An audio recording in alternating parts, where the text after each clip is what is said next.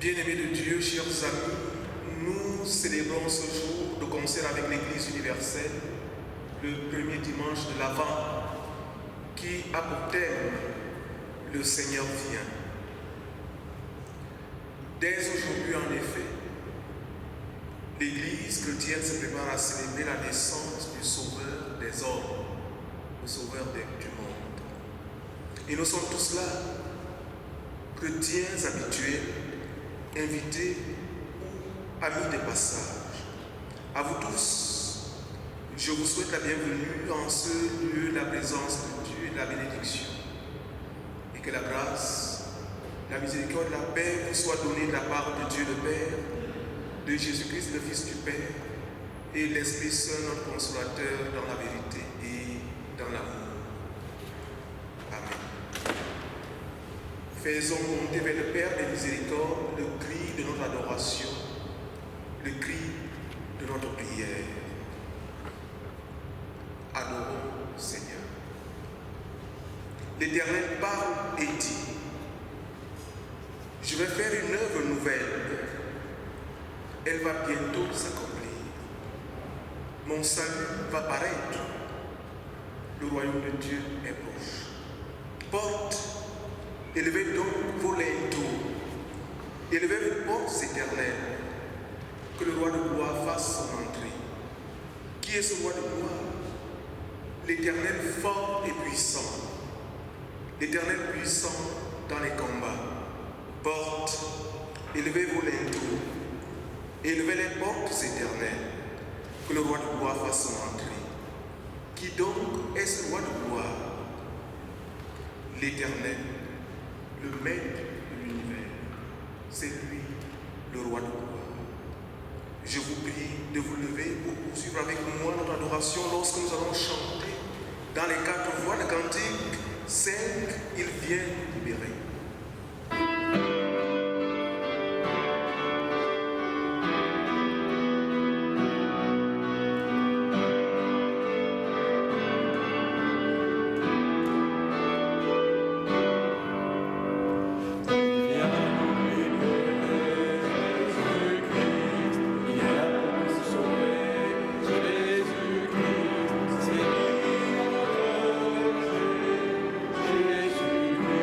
Jésus-Christ.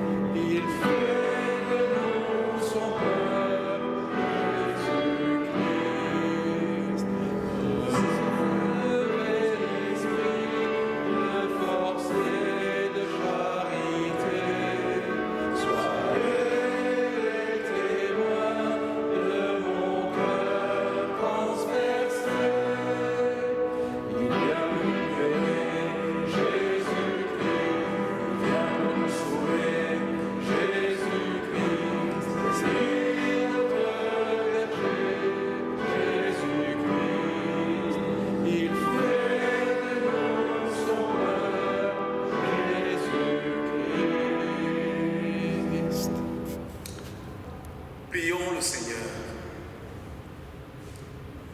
Éternel notre Dieu et notre Père en Jésus-Christ, notre Seigneur et notre Sauveur, nous te louons et nous te bénissons, car tu n'as pas abandonné le monde.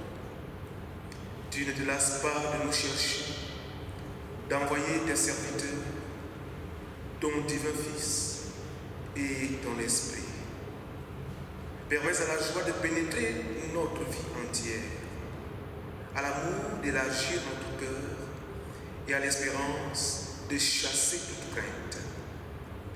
Éclaire-nous dès à présent, toi qui es descendu jusqu'à nous par Jésus-Christ, ton Fils unique, notre Seigneur et notre Sauveur. Amen. Je vous prie de reprendre vos places. Et dans le recueillement, écoutons maintenant quelle est la volonté du Seigneur pour nous. Le Seigneur parle et dit: voici, je me tiens à la porte et je frappe. Si quelqu'un entend ma voix et ouvre la porte, j'entrerai chez lui. Je souperai avec lui et lui avec moi. Telle est la volonté du Seigneur. Seulement voilà, nous avons résisté à l'appel du Seigneur de diverses manières. Je nous invite à reconnaître nos résistances et à confesser notre mal. Prière de confession de péché. Seigneur, nous voulons t'avouer nos diverses résistances à ton appel et notre peur. Nous résistons de diverses manières et nous avons peur de nous retrouver aux côtés du Christ souffrant, peur de servir comme Jésus a servi, peur d'aimer comme le Fils a aimé. Nous sommes prisonniers de notre confort et de nos commodités. Nous craignons que ta rencontre ne bouleverse notre vie. Pardonne, nous t'en prions, nos diverses résistances à ta venue et à ton influence, et pour l'amour du Christ, aie pitié de nous. Seigneur, pardonne. Amen. Je vous prie maintenant de vous lever à l'effet d'accueillir le pardon de Dieu. De la part du Seigneur qui nous a confié le ministère de la réconciliation, nous annonçons le pardon des péchés à tous ceux qui se répandent et qui cherchent leur salut en Christ Jésus. Le Fils de l'homme est venu chercher et sauver ceux qui étaient perdus. Il a le pouvoir de pardonner les péchés. Amen. Heureux l'homme pardonné de son péché et acquitté de sa faute. Et toi, mon âme, bénis le Seigneur et n'oublie aucun de ses bienfaits. Pour manifester notre reconnaissance au Dieu de notre pardon, je nous invite à chanter ensemble et d'une même voix le cantique 153, tournez les yeux.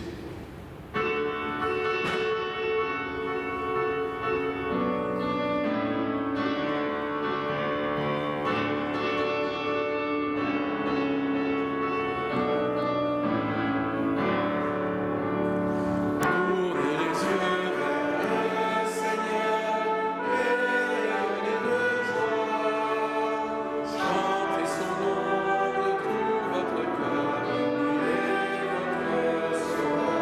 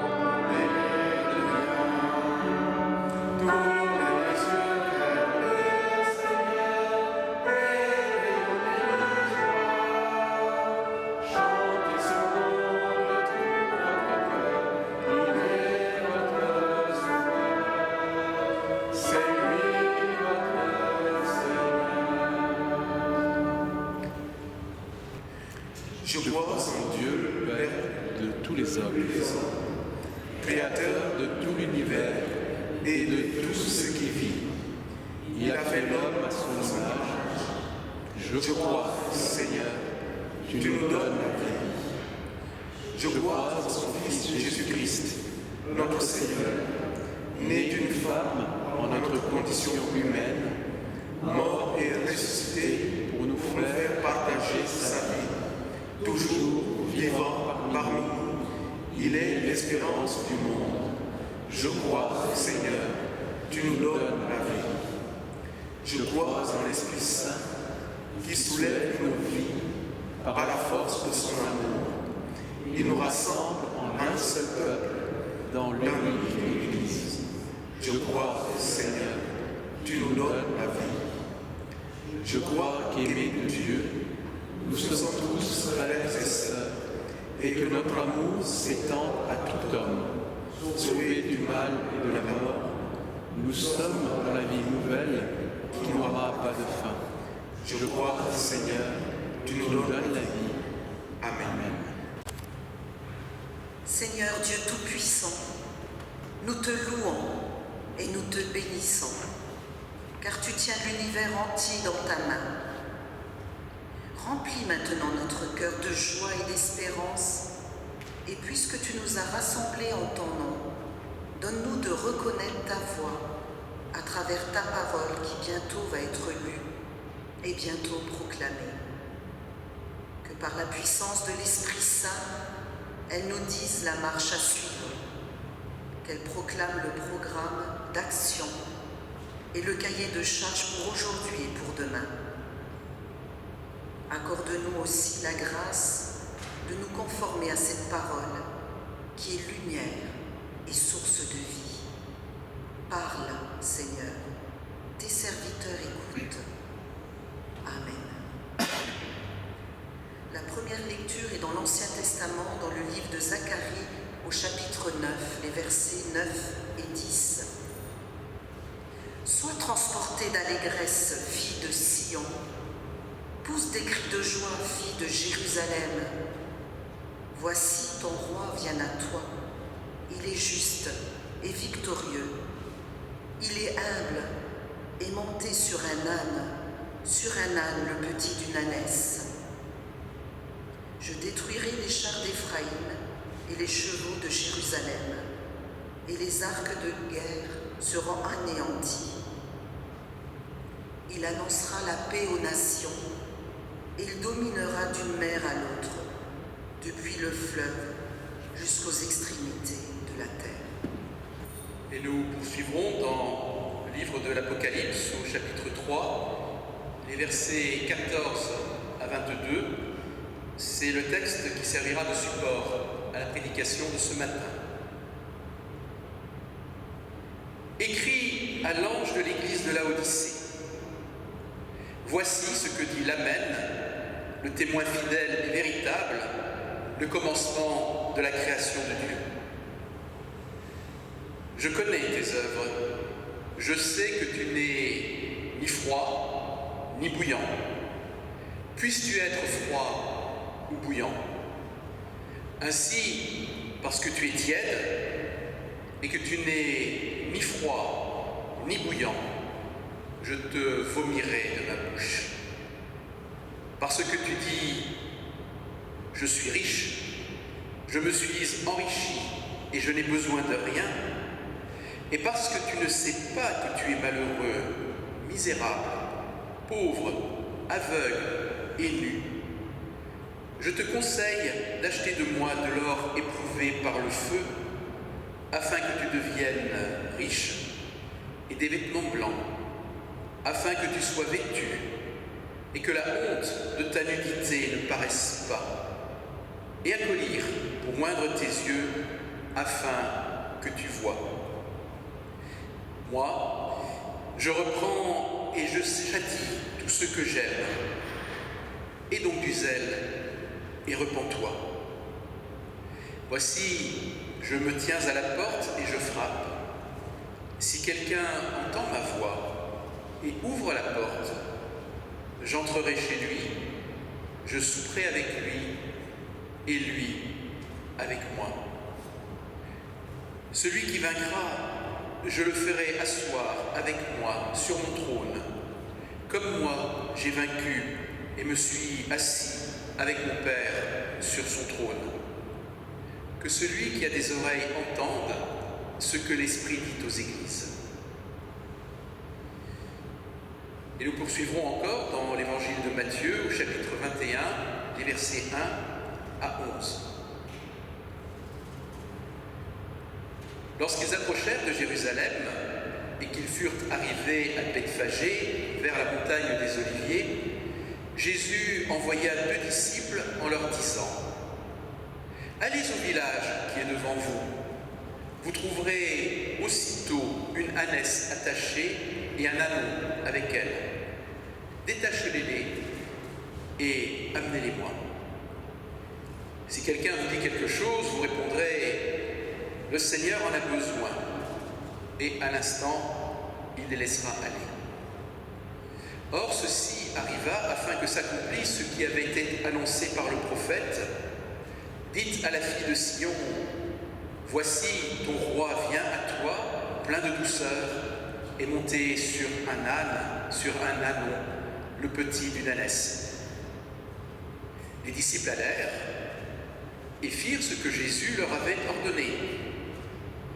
Ils amenèrent l'ânesse et l'ânon, mirent sur eux leurs vêtements et le firent asseoir dessus. La plupart des gens de la foule étendirent leurs vêtements sur le chemin. D'autres coupèrent des branches d'arbres et en jonchèrent la route. Ceux qui précédaient et ceux qui suivaient Jésus criaient : « Hosanna au fils de David, béni soit celui qui vient au nom du Seigneur, Hosanna dans les lieux très hauts. » L'herbe sèche, la fleur tombe, mais la parole de Dieu demeure éternellement. Amen. Viens en cette heure, ô tendre Père, te révéler à tes enfants, ensemble unis dans la prière, vers toi nous élevons nos chants, remplis nos cœurs par ta présence, de foi, d'amour et d'espérance.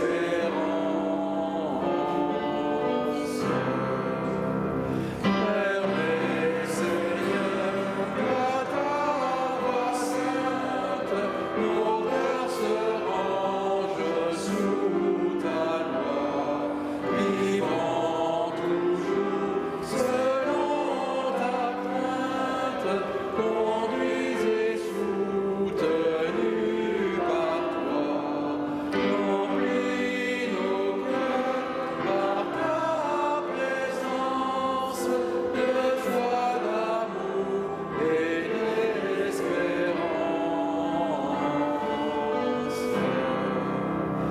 Viens nous parler de ton royaume, où nous appelle ton amour,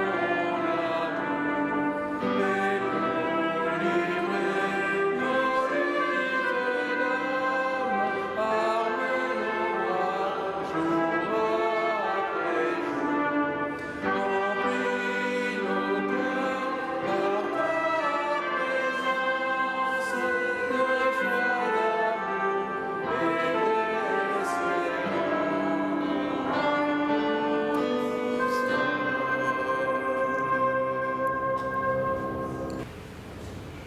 Voici, je me tiens à la porte et je frappe.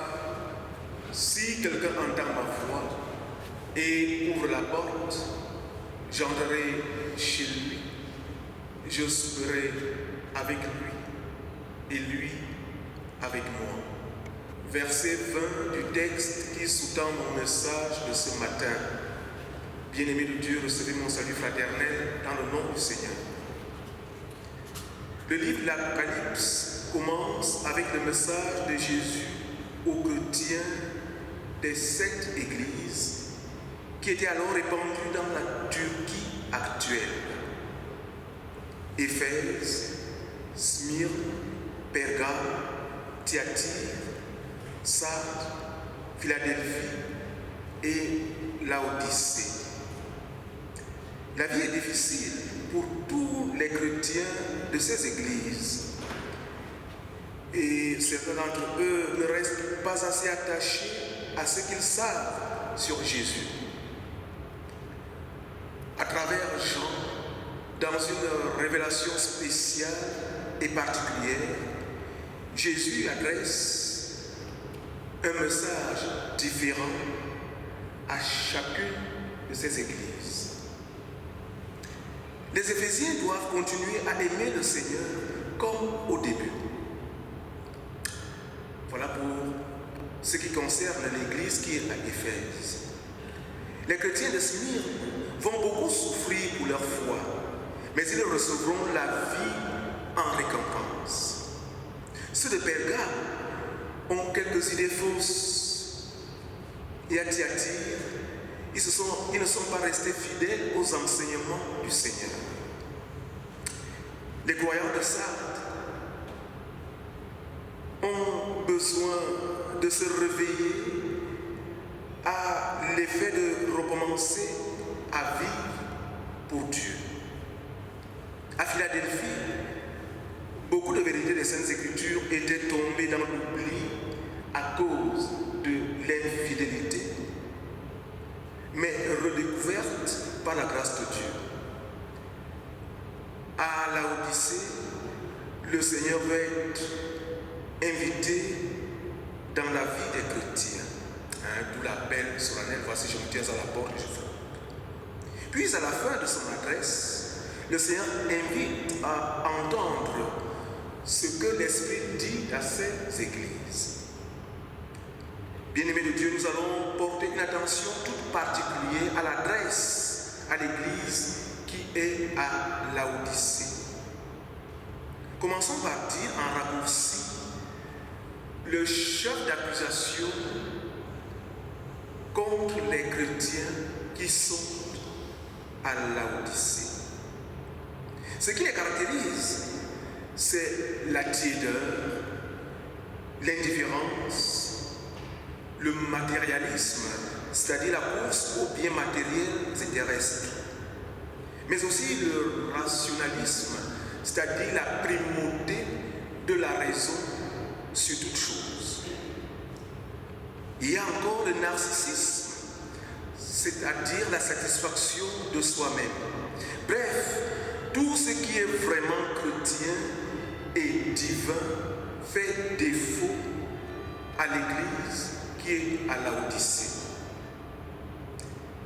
La signification même du mot Laodicée est révélatrice et nous renseigne à suffisance. Laodicée signifie les droits du peuple. Les droits du peuple. Nous pouvons voir la résonance avec notre contexte d'aujourd'hui, les droits du peuple.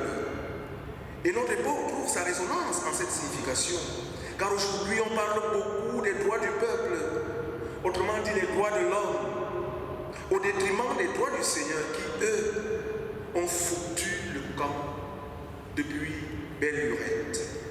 Aujourd'hui, en effet, les hommes de notre époque revendiquent leurs prétendus droits. L'homme d'aujourd'hui fait valoir ses droits. Il revendique son pouvoir, même dans le domaine spirituel. L'homme d'aujourd'hui, voyez-vous, est devenu la mesure de toutes choses. C'est lui qui décrète les catégories acceptables ou recevables sur Dieu, sur les êtres et sur les choses. Oui. Au lieu d'accueillir la vérité, le monde actuel accueille plutôt la liberté de penser.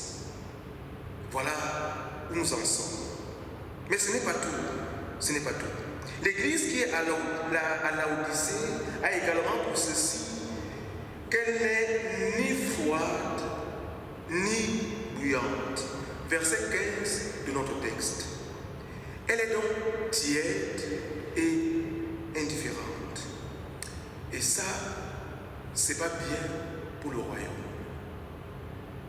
Si on veut s'approprier le royaume dès maintenant, surtout, il ne faut pas être ni froid, ni bouillant. Car à ce moment, on est tiède et donc indifférent. Dit autrement, il n'y a ni la froideur d'un rejet direct et ouvert du Seigneur, ni la chaleur d'une réelle affection pour lui. Voilà encore ce qui caractérise l'Église qui est à Laodicée. L'indulgence et la tolérance sont alors placées au plus haut de l'échelle des valeurs. Tout est supporté avec un cœur large, même le mal. L'essentiel, c'est que chacun soit sincèrement convaincu de ce qu'il fait ou de ce qu'il pense, car toutes les conceptions religieuses sont considérées comme également bonnes. Il n'y a ni zèle pour ce qui plaît au Seigneur, ni rejet de ceux qui le dénigrent. Il y a plutôt de l'indifférence vis-à-vis du vrai bien et vis-à-vis du vrai mal. Cette indifférence totale tient en ceci que Jésus, dans cette église locale, n'est pas réellement aimé. Car l'église qui est à Laodicée est tiède. Elle est tiède. Un autre mal s'ajoute à ce tableau qui est déjà peu reluisant. L'étalage de sa richesse. L'étalage de sa richesse.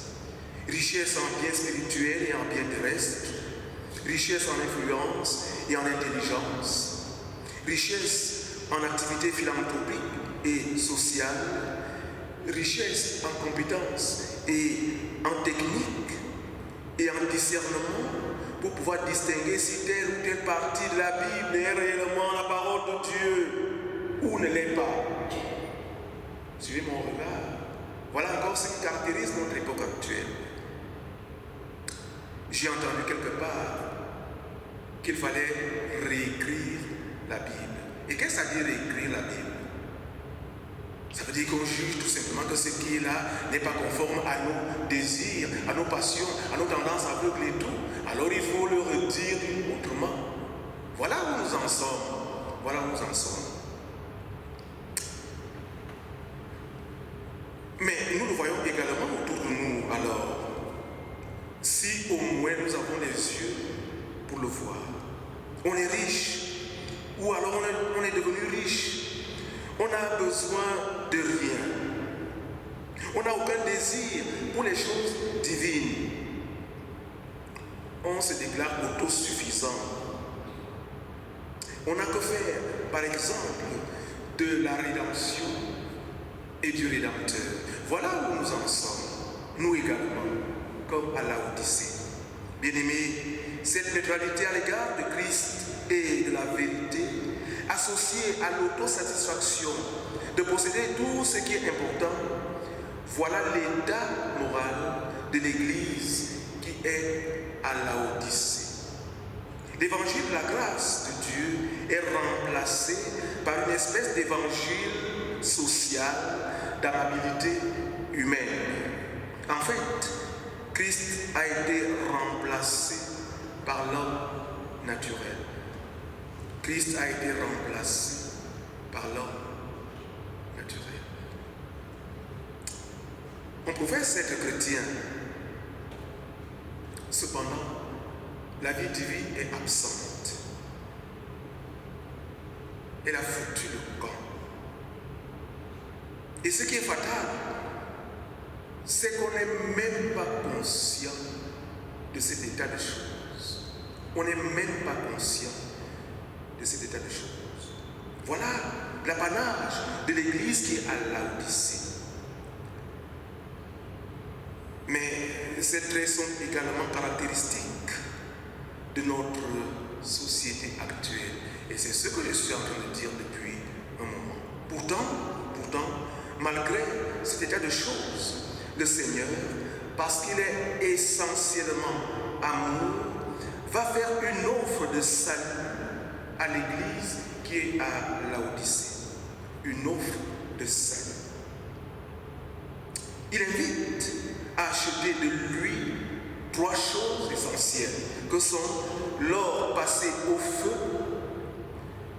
les vêtements blancs et le collier. Verset 18 de notre texte. L'or passé au feu, c'est la justice divine. Elle est imputée à tous ceux qui ont foi en Christ Jésus. On le voit dans Romains chapitre 3, verset 26. Tous ceux qui possèdent cet or, ou alors tous ceux qui ne possèdent pas cet or, la justice divine, n'ont qu'un vêtement souillé sur eux. Ils n'ont qu'un vêtement souillé aux yeux de Dieu, parce que c'est de ça qu'il s'agit. Ils ont un vêtement souillé aux yeux de Dieu.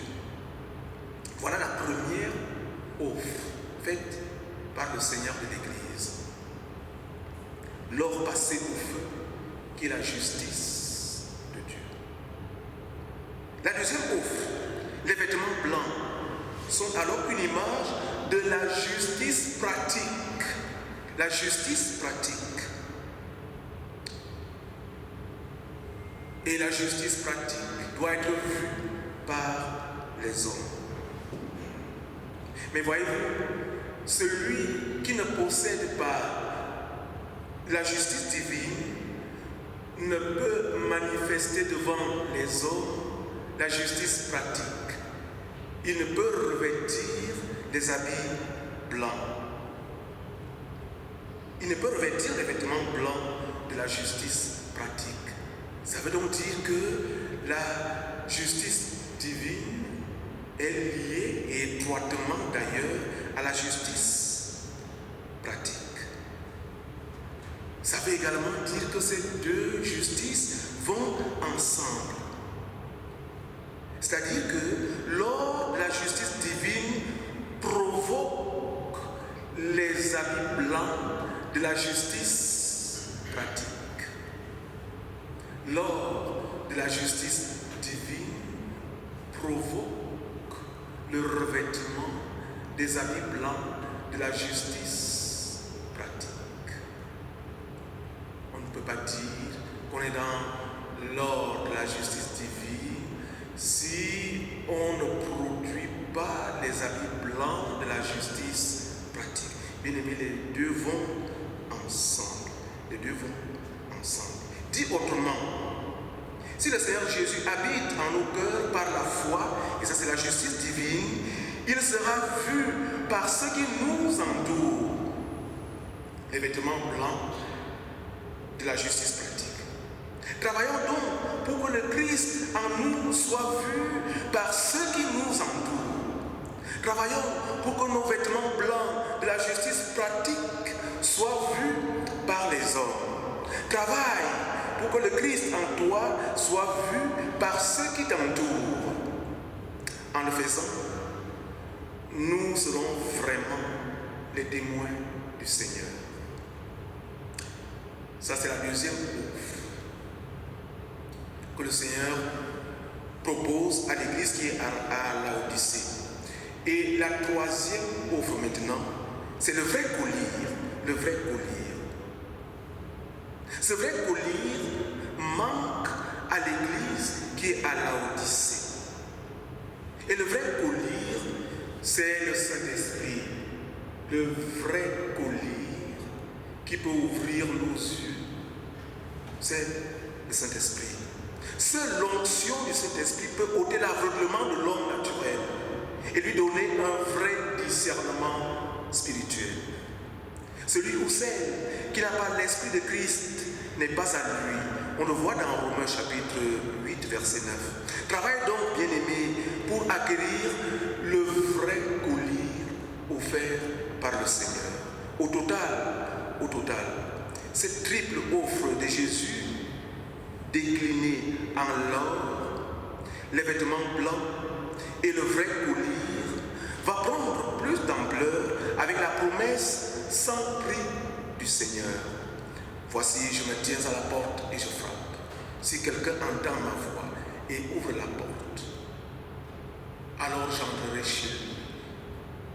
Alors je souperai avec lui et lui avec moi. Verset 20 de notre texte. Frères et sœurs en Christ, au moment crucial d'accueillir la seconde venue de Jésus dans les derniers temps, savoir identifier la voix du Seigneur est la plus haute importance pour le croyant.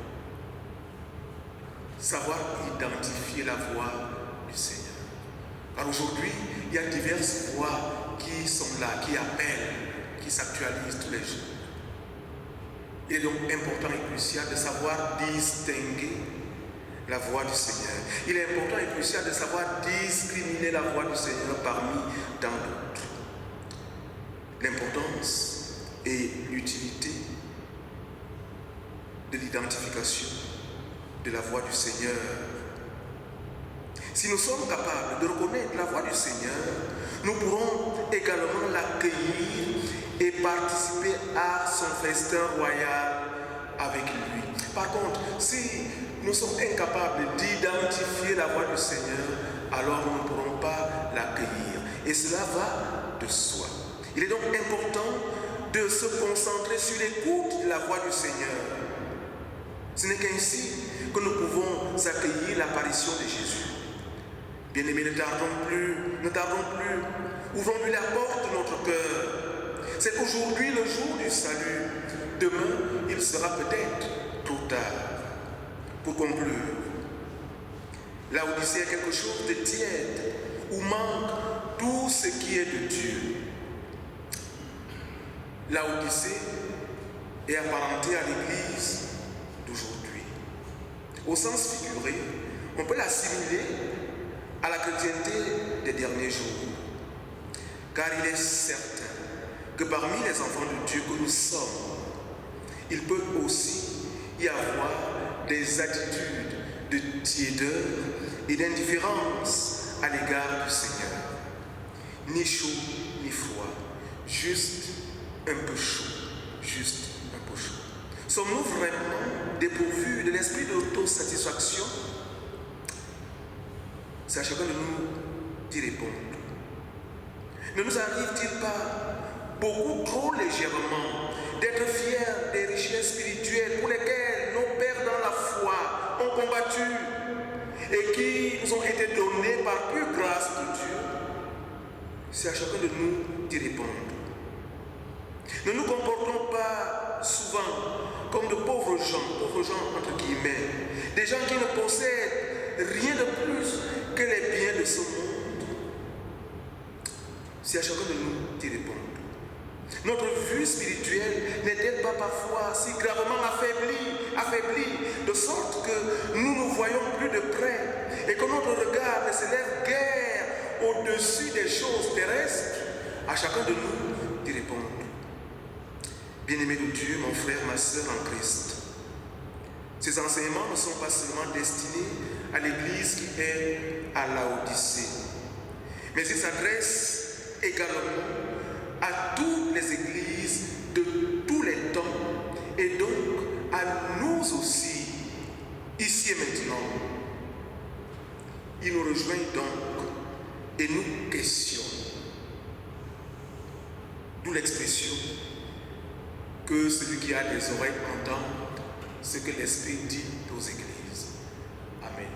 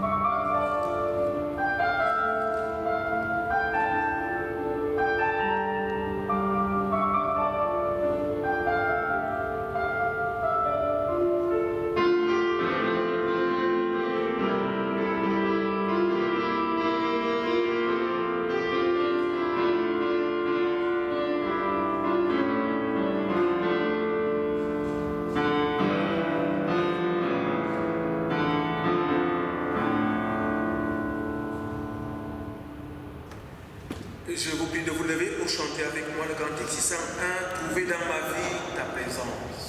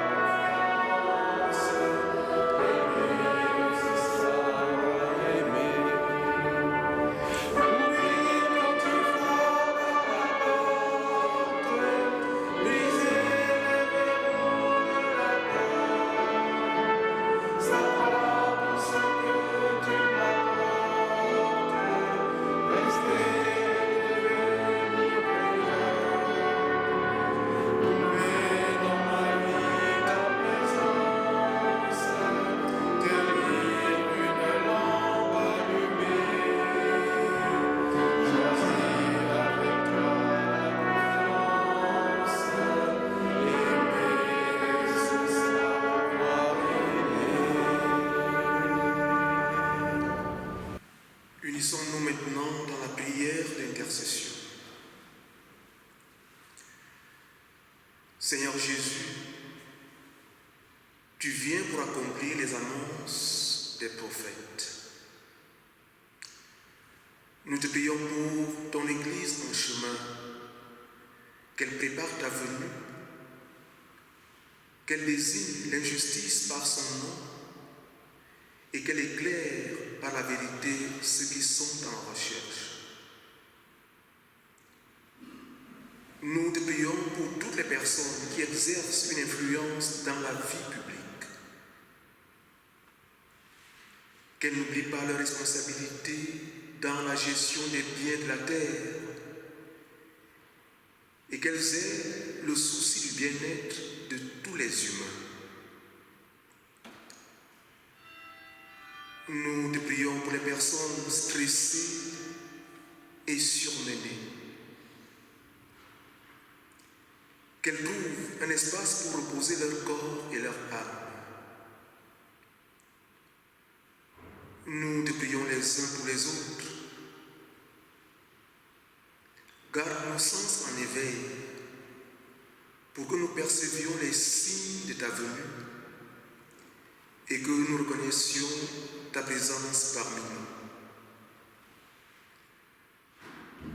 nous. Nous te confions les personnes décédées et te prions pour celles qui portent le deuil. Que chacune trouve son accomplissement en ta lumière. Bien-aimés dans le silence, confions à Dieu ce qui nous tient particulièrement à cœur.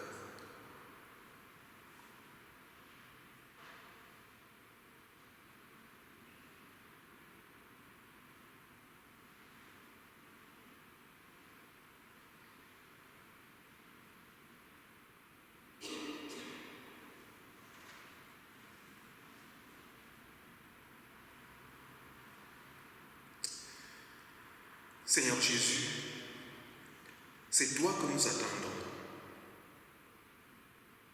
Comble notre profonde aspiration et conduis toutes tes créatures à la merveilleuse liberté des enfants de Dieu. Tu es notre espérance aujourd'hui et pour toujours. Amen.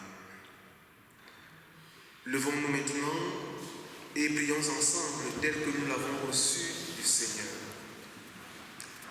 Notre Père qui es aux cieux, que ton nom soit sanctifié, que ton règne vienne, que ta volonté soit faite sur la terre comme au ciel. Donne-nous aujourd'hui notre pain de ce jour. Pardonne-nous nos offenses, comme nous pardonnons aussi à ceux qui nous ont offensés. Et ne nous laisse pas entrer en tentation, mais délivre-nous du mal. Car c'est à toi qu'appartient le règne, la puissance et la gloire, pour les siècles des siècles. Amen. Écoutons encore cet appel et recevons la bénédiction de la part de Dieu. L'appel du Seigneur. Voici, je me tiens à la porte et je frappe. Si quelqu'un entend ma voix et ouvre la porte, j'entrerai chez lui, je souperai avec lui et lui avec moi. Recevez maintenant la bénédiction de la part de notre Dieu. Que le Dieu d'espérance vous remplisse et vous comble de toute espérance. Il vous bénit, celui qui est le Père, le Fils et le Saint-Esprit. Amen. Partez maintenant. Vous êtes aimés de Dieu. Vous êtes bénis de Dieu. Amen. Et chantons ensemble pour terminer le cantique 545. Toi, lève-toi.